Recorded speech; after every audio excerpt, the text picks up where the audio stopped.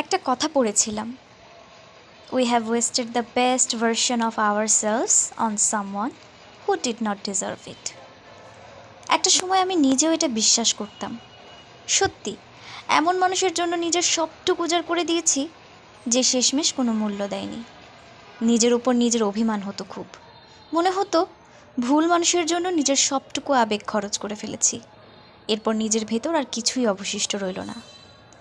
হুট করে একটা চমৎকার থিওরি পড়লাম। থিওরিটার নাম রিটার্ন থিওরি। আমাদের জীবনটা ছোট্ট একটা শহরের মতো। আমরা যখন নিজের ভেতরের সত্যিকারের ভালোবাসা উজাড় করে দিই, তখন ওটা একটা চিঠি হয়ে ওই ছোট্ট শহরের বাতাসে ভেসে বেড়ায়। মাঝে মাঝে সেই চিঠি ভুল ঠিকানায় ভুল মানুষের কাছে পৌঁছে যায়। ভুল মানুষটা সেই চিঠি দুমড়ে মুচড়ে ফেলে দেয়, কিন্তু সেই চিঠিটা এই শহর থেকে কখনো হারিয়ে যায় না।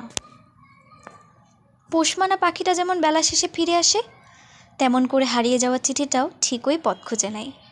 হয়তো সময় লাগে, তবু একদিন সে এমন কারো কাছে গিয়ে পৌঁছায় যে মানুষটা তার সারা জীবন অপেক্ষা করে গেছে এমন সত্যিকারের ভালোবাসার জন্য। যে ভালোবাসা ভীষণ সুন্দর, যে ভালোবাসা মেঘের মতো সফেদ কোমল, যে ভালোবাসা ভীষণ খরাতে নেমে আসা বৃষ্টির মতো প্রশান্তির। একসময় পথ হারানো ভালোবাসা ঠিকই এমন একটা মানুষকে খুঁজে পায়, যে মানুষটা ভালোবাসাকে আগলে রাখতে জানে, যে মানুষটা ভালোবাসতে জানে। সেই মানুষটার হাত ধরেই ভালোবাসা ফিরে আসে আমাদের কাছে। আমি জেনেছি কখনো নিজের শুদ্ধতম ভালোবাসা বিলিয়ে দিয়ে আফসোস করতে হয় না। Because nothing given with a good heart ever goes unnoticed by the universe. কোনো একদিন কারো না কারো হাত ধরে ভালোবাসা ফিরে আসে।